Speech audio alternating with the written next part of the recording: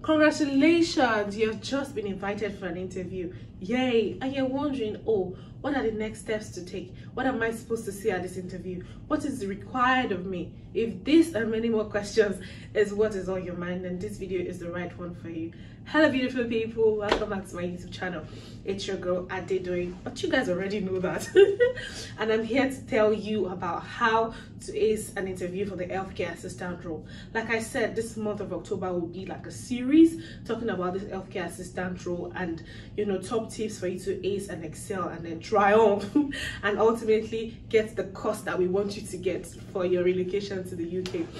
So if you have not subscribed, please hit the subscribe button below now before we even start, and please give this video a like. I mean, it takes a lot of it takes a lot of things to actually put video out to you guys, and also a thumbs up would be nice, and then drop a comment for me below if you want me to do any more videos as regards you know, this series that I am currently doing, and I'll definitely get to it.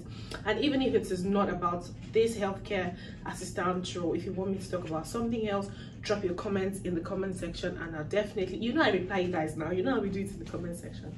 So yeah, let's get down to business.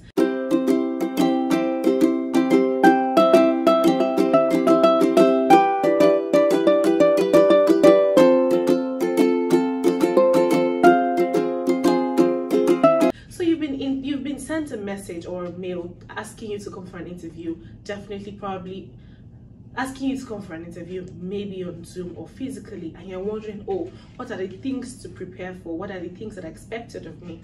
So for any interview, regardless of if it is, you know, healthcare assistant role, any type of role, the first thing they usually ask you after the pleasantries and you know, after the pleasantries is, tell us about yourself.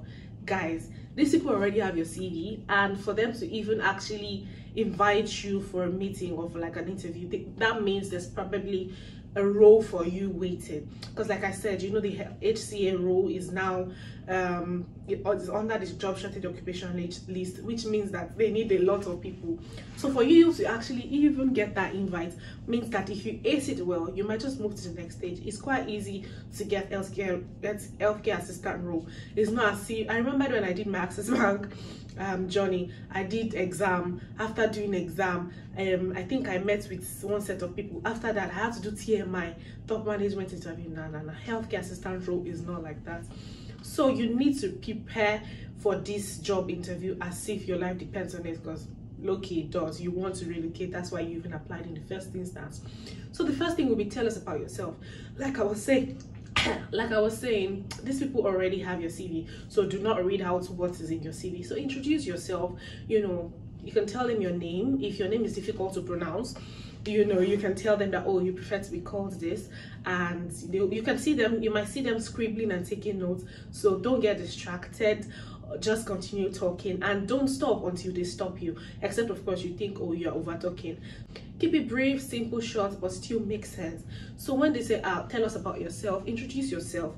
Tell them who you are as related to the job. Tell them your past experiences. That's why I said it's good to get hands-on experience in this role before even applying at all. I'll put a link to it below or somewhere in the comment section about so tell them about yourself as regards to the role. Tell them the things that you have done, how you've helped people, how you're a people person. So there some skills that really required of you would be empathy, sympathy, compassion, respect, good communication skills, team spirit, patience. So these are like the basic things that you need. So as you're introducing yourself, make sure that you're keen in these things, that, oh, my name is Adedoyin, I'm a very hardworking person, I am a people person. Over the years, I have worked in so and so, where I've helped the elderly and the vulnerable, blah blah blah. You get things like that, and be confident. Smile whilst you list your experiences and your skills. And then the next question will now be, why care? So the next question will definitely be, why care? Because I mean, there are multiple jobs that you want to do. That's why I said in my previous video that you have to even know what this role is about. You have to know what this entails. Of course, after you must have gotten your invite to interview, make sure that you have reread the job role that you know, in every job spec now, JD. So you read your job role, you read your job description, read what the company is requiring from a healthcare assistant. So read up on it. Also read up on the company before you get there, because you know it's very, very important. So when they say, okay, why care, you tell them why you choose care, because you know you're a very caring person. This is where all your skills will now come in. You're a very caring person, you're a compassionate person, and you love to, like, you know, take care of the elderly. You love to impact people's life, you love to make a change, and then at the end of the day, knowing that you've made, you know, a certain number of people's lives better, you know, things like that as it relates to care. Of course, you would have done more research on these things, but these are like the basic key things that you need to be inserting into your wordings to make sense so that you can carry weight. And then another thing they will ask you is why do you want to work for us, or what do you know about us? This is where your research about the company comes in. So you research about them, you know, the reviews that are online, the fact that maybe they are people-centered, the fact that there's work-life balance, the fact that you get to make a difference in people's lives, the fact that, you know, the employee scheme makes sense. So all the things you must have seen on the company's website comes in handy at this point. Another question that they might ask you is, what would you do if a patient or a client is being maltreated by a colleague of yours? What are you going to do? I know a lot of people will say, I will run and go and report, but no, what they want you to do, or what they want to know, if you're compassionate and really care about your patient. So you already witnessed this incident, you have to stop it at that particular point in time. So you have to tell them that, oh, you're going to try as much as possible to stop it, you know, talk to your staff or your colleague that, no, this is not right, and things like that. And of course, because in the UK, documentation is key. You have to report this. I know that people will say that they are snitching. It's not snitching, because these are people's lives we are talking about, and they do not joke with people's lives here. So you'd report it to your line manager, your supervisor, and report the incident as it is, without adding or subtracting, and also making sure that, oh, the client is okay, the client is not hurt, such that if the client needs maybe medical attention, you immediately call, you know, whoever is on call, the nurses, or you call 111 as the case may be, or you call, is it 999 now, as the case may be, if, you know, it requires emergency treatment. And then you could see that in the UK, you just seeing them nodding and writing it down. That probably means you're doing well. And sometimes it might just mean they'll just be nodding, but just keep saying your own and making sense while at it. So another thing that they might ask you is, how would you deal with a challenging patient, or how would you deal with a patient that has a challenging behavior, or how would you deal with a patient that that refuses personal care? So how do you approach this? In the UK, when they ask you questions like this, even if it is not health, you know, care related, it might be based on your job, they will ask you, oh, how do you deal with this type of challenge? They usually like you to use the STAR approach, which means the situation, the task, the action, and the result. So you state the situation that, okay, a situation happened in my former, always link it to where you've worked, so that they will know that, oh, this person has experience. So you say, oh, last year where I worked, you don't have to mention the name, of course, there's GDPR policies or things like that. So you just say, oh, last year where I worked, there was a challenging patient that refused personal care, and what I did was to, first of all, you know, take a step back, empathize with the person. That's where your empathy skills come in. So you empathize with the person, try to understand why, you know, the person is refusing personal care. Is it cold? You know, does the client feel cold? Is the weather cold? Or does the client have a rash that, you know, or something? Just empathize with the client, and, you know, and then try again, you know, things like that. Try again. And then if not, because dignity and respect is key in this country and in the healthcare sector. If not, you respect the person's opinion, and then try another time, or ask your another colleague to try with you or for you. So that's how you answer that question correctly.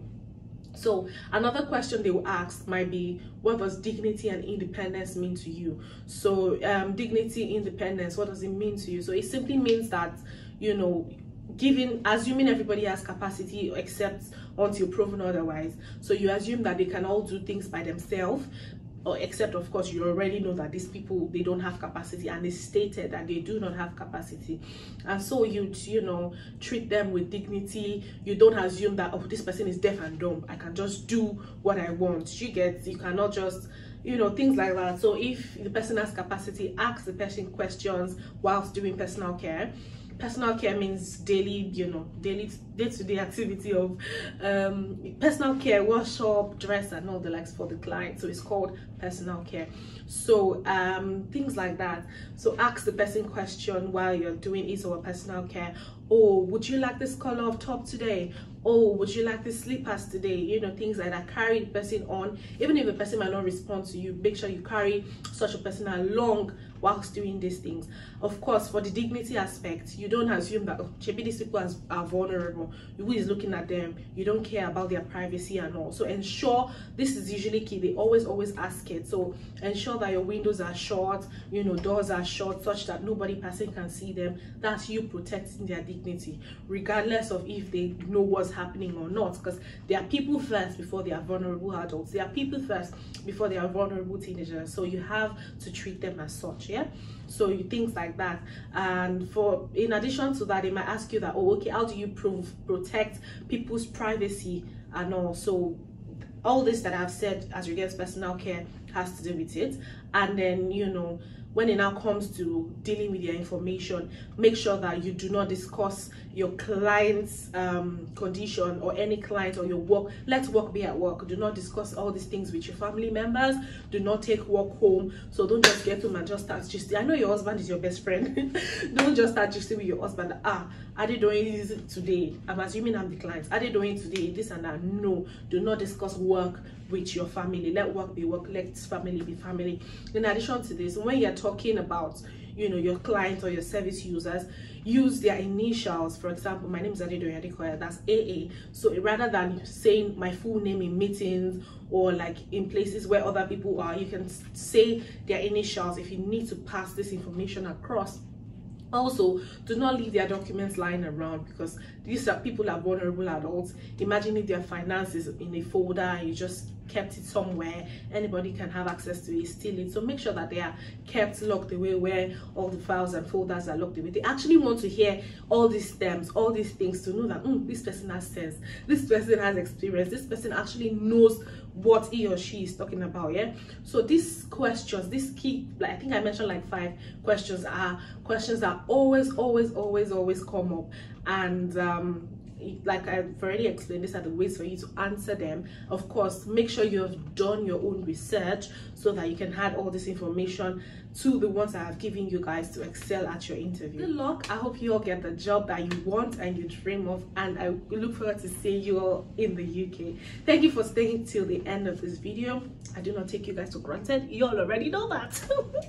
I don't take you all for granted. Till I see you all in my next video, I remain your girl Adedoyin. Don't be a stranger. Bye.